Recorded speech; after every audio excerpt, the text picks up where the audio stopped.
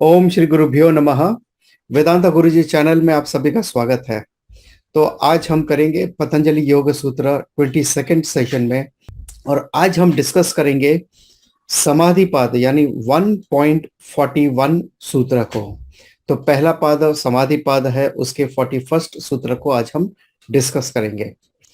तो यहां से शुरू करने से पहले हम करते हैं प्रेयर। ओम सहना भवतु सहनौ भुनक्तु सह वीर्यंकरवावहै तेजस्विनावधीतमस्तु मा विद्विषावहै। ओम शांति शांति शांति। योगेन चित्तस्य पदेन वाचां मलं शरीरस्य च वैद्यकेन योपाकरोत्तं प्रवरं मुनीनां पतंजलिं प्रांजलिरानतोस्मि। सूत्र शुरू करने से पहले एक अनाउंसमेंट है कि नेक्स्ट वीक हमारा Q&A सेशन होगा। तो आपके कुछ लोगों के क्वेश्चंस मेरे पास आए हैं, और अगर आपको भी कोई क्वेश्चन पूछना है तो आप किसी भी वीडियो के नीचे कमेंट सेक्शन में आप हमें आपके क्वेश्चन भेज सकते हैं, या टेलीग्राम का लिंक नीचे दिया है, अब वहां आपके क्वेश्चंस हमें भेज सकते हैं। So let us start with today's session. So we will chant this sutra. क्षीणे वृत्तेरभिजातस्येव मणेः क्षीणवृत्तेरभिजातस्येव मणेः गृहीतृग्रहणग्राह्येषु तत्स्तदञ्जनता समापत्तिः तत्स्तदञ्जनता समापत्तिः। तो मैं सबसे पहले इस सूत्र के शब्दों का अर्थ आपको दे देता हूं, ताकि आपको ये सूत्र समझने में आसानी हो। ये सूत्र बहुत ही इंपॉर्टेंट है, और ये एक नया टॉपिक या इस समाधिपात का आखिरी टॉपिक भी है, और जो बहुत ही इंपॉर्टेंट टॉपिक भी है। सो क्षीण वृत्ते है, जिसकी वृत्तियां क्षीण हो गई हो, कमजोर हो गई है, कम हो गई हो, यानी जिसकी राजसी और तामसी वृत्तियां जो ऑब्स्टिकल का काम करती है, ऐसी वृत्तियां जो क्षीण हो गई है, वो अभिजातस्य मणेः इव। इव एग्जाम्पल दिया है मणेः का। अभिजातस्य मणेः, उत्तम जाति का सबसे क्लियर क्रिस्टल। मणेः यहां पे है क्रिस्टल, या आप ग्लास को भी ले सकते हो यहां पर आज के मॉडर्न एग्जाम्पल में, या आपका जो स्क्रीन है उसे भी आप ले सकते हो, जो ट्रांसपेरेंट है यहाँ पर, जो एकदम ट्रांसपेरेंट है, या आपके जो ग्लासेस है जो बिल्कुल ट्रांसपेरेंट है, वो। तो अभिजातस्य मणेः इव, यानी आपका जो मन है, जिसका जो मन है वो इस क्लियर क्रिस्टल की तरह हो जाता है। गृहीतृ, गृहीतृ अस्मिता, ग्रहणकर्ता के साथ। ग्रहण इंद्रिय बोध की प्रक्रिया और उपकरण। और ग्राह्येषु स्थूल भूत आदि पदार्थ तथा तन्मात्र तक सूक्ष्म विषयों में तत्स्थ तदंजनता। तत्स्थ, स्थ जो वहां पे स्थिर हो जाता है, स्टैब्लिश हो जाता है, तदंजनता, और वहां एकाग्र स्थिर होकर उन्हीं के स्वरूप को वो प्राप्त कर लेता है, वो एकाकार हो जाता है, उनका तादात्म्यम हो जाता है वहां। इस स्थिति को, मन की इस स्थिति को हम कहते हैं समापत्ति ही।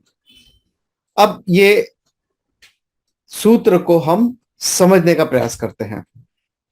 तो सबसे पहले ये जो टॉपिक यहां इस सूत्र से शुरू हो रहा है, सूत्र 41 से लेके आखिरी सूत्र है सूत्र 51, इस पाद का, समाधि पाद का ये आखिरी टॉपिक है यहाँ का। यहाँ पे बताया गया है समाधि के फल सहित अवान्तर भेदों का वर्णन यहाँ पे किया गया है, यानी समाधि के फल क्या है और उसके अलग अलग भेद क्या है, इनको भी यहाँ पर बताया गया है।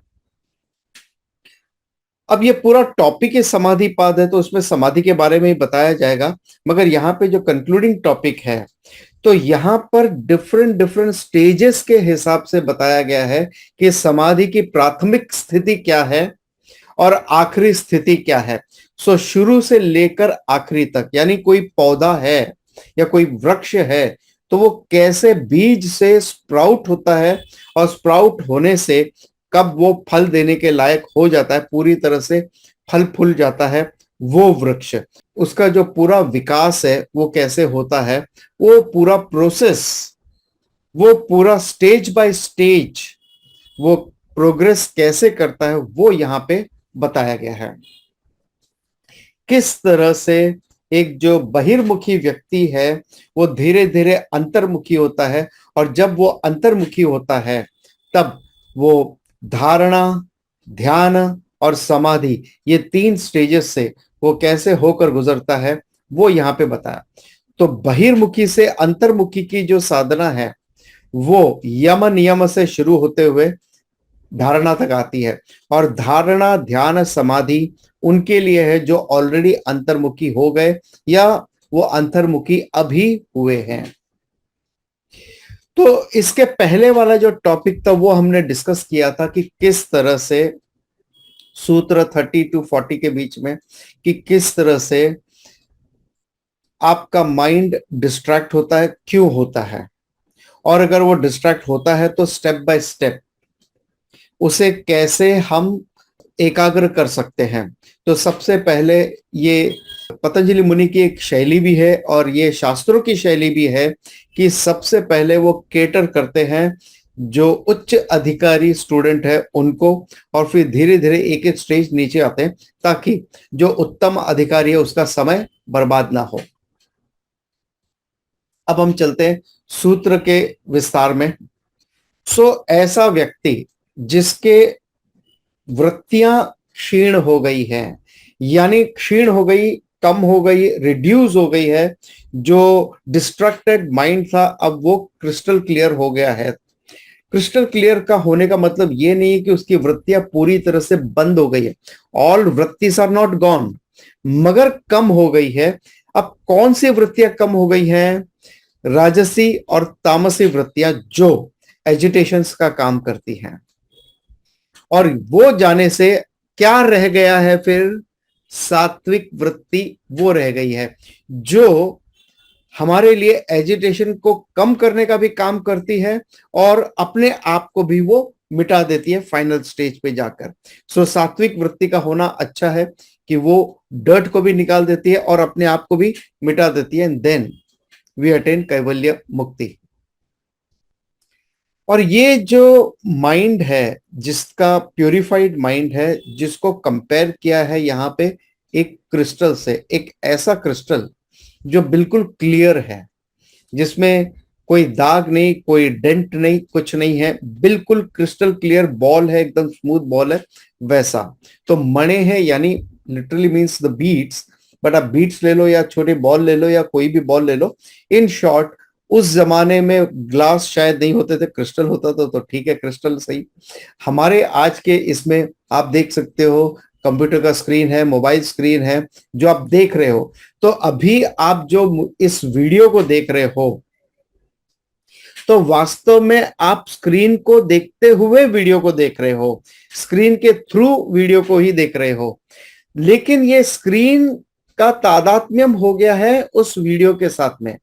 तो जो मेरा बैकग्राउंड का रंग है, जो मेरा चेहरा है, मेरा रंग है, मेरे कुर्ते का रंग है, या जो भी आप रंग देखते हो, चाहे वो ये ब्लैक कलर का रंग देख रहे हो या व्हाइट रंग देख रहे हो, जो भी है, ये आपका जो स्क्रीन है उसके साथ तादात्म्य हो गया है।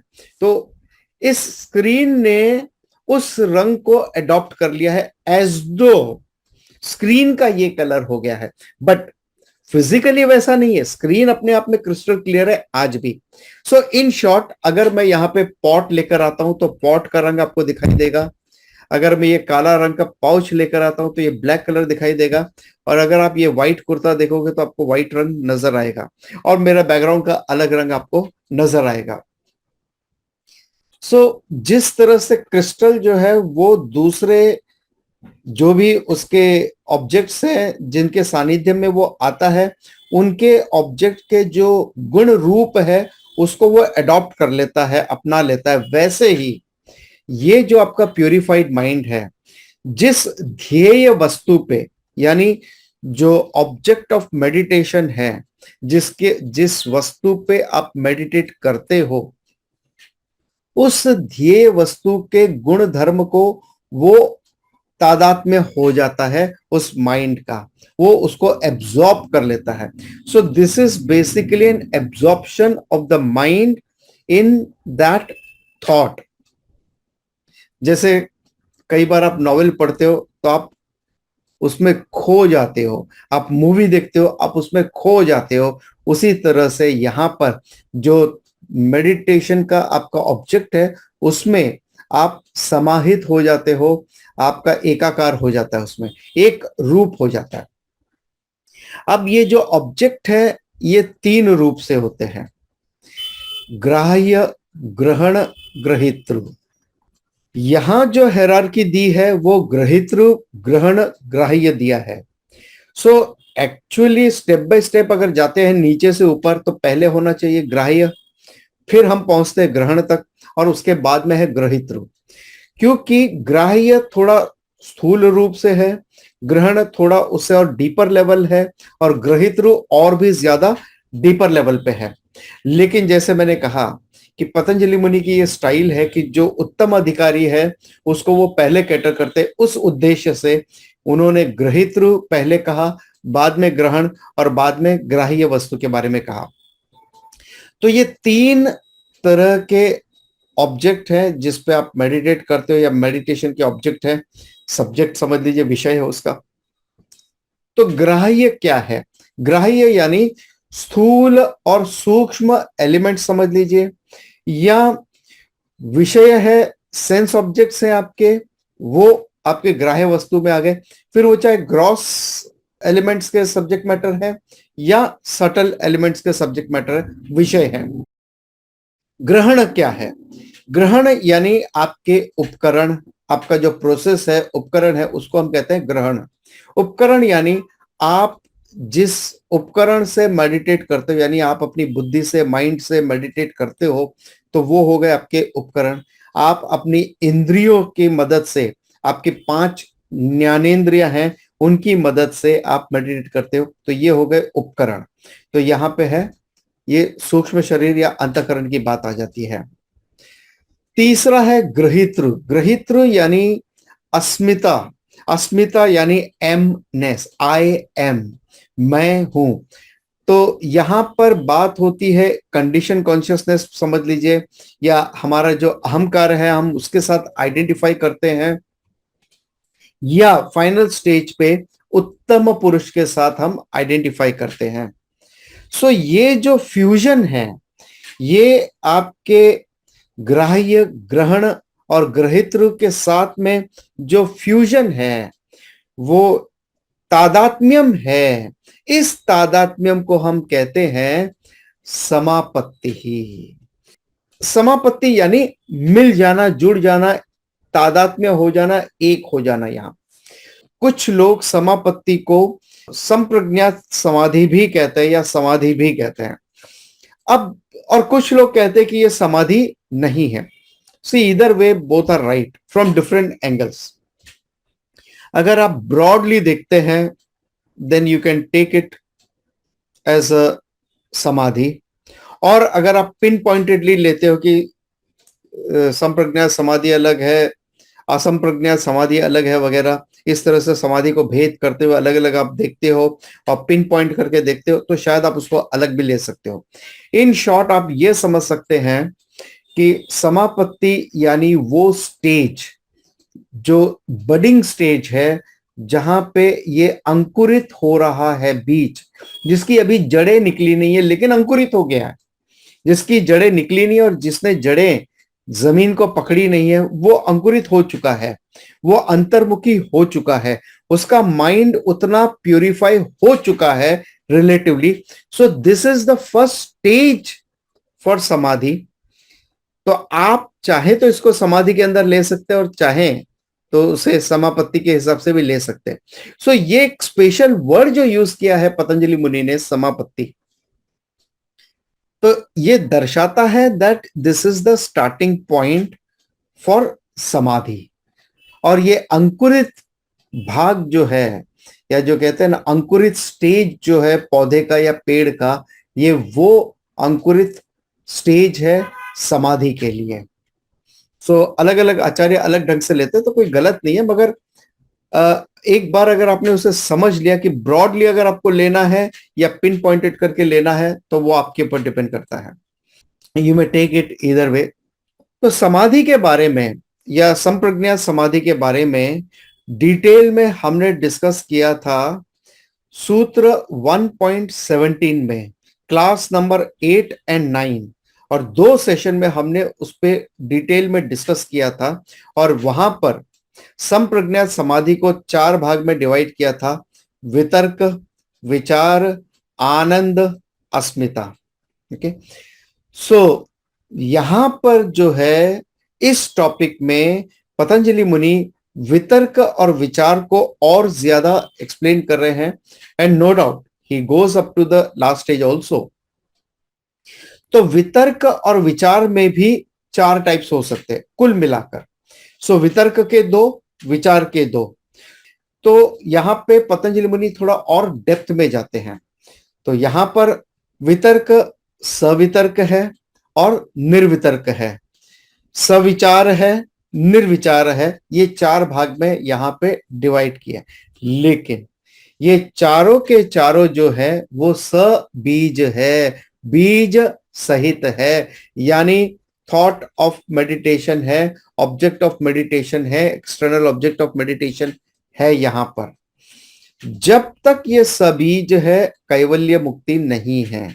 तो जब ये सबीज बिकम्स निर्बीज, बीज रहित, बिना बीज के जो होता है, बीज यानी दैट थॉट ऑफ मेडिटेशन और मेडिटेटिंग अपॉन समथिंग, तो यहां पे द्वंद्व का भाव रहता है वो। सो इन चारों में अगर आप देखो, सविकल्प, निर्विकल्प, सविचार, निर्विचार, ये चारों जो है वो सबीज समाधि है। लेकिन इन चारों में जो सर्वोच्च है वो है निर्विचार। और निर्विचार में भी जब निर्बीज हो जाए तो है कैवल्य मुक्ति। तो ये पूरी हायरार्की, सविकल्प, निर्विकल्प, सविचार, निर्विचार, जो सबीज है और सबीज से निर्बीज, निर्बीज यानी कंप्लीटली थॉटलेस या कंप्लीटली जिसको हम कहते हैं तादात्म्य हो जाना, पुरुष, उत्तम पुरुष के साथ में तादात्म्य हो जाना, जहां पर मैं ये जान लेता हूं अहम ब्रह्मास्मि, ये बात जब मैं जान लेता हूं तो वो एक फाइनल स्टेज है, कैवल्य मुक्ति है। इसके अलावा आप ये भी देखोगे कि इस टॉपिक में समाधि के क्या क्या फलम हैं, वो भी हम यहाँ डिस्कस करेंगे। संप्रज्ञात समाधि के 4 अलग अलग प्रकार है, वो यहाँ पे हम डिस्कस करेंगे आगे के सूत्रों में।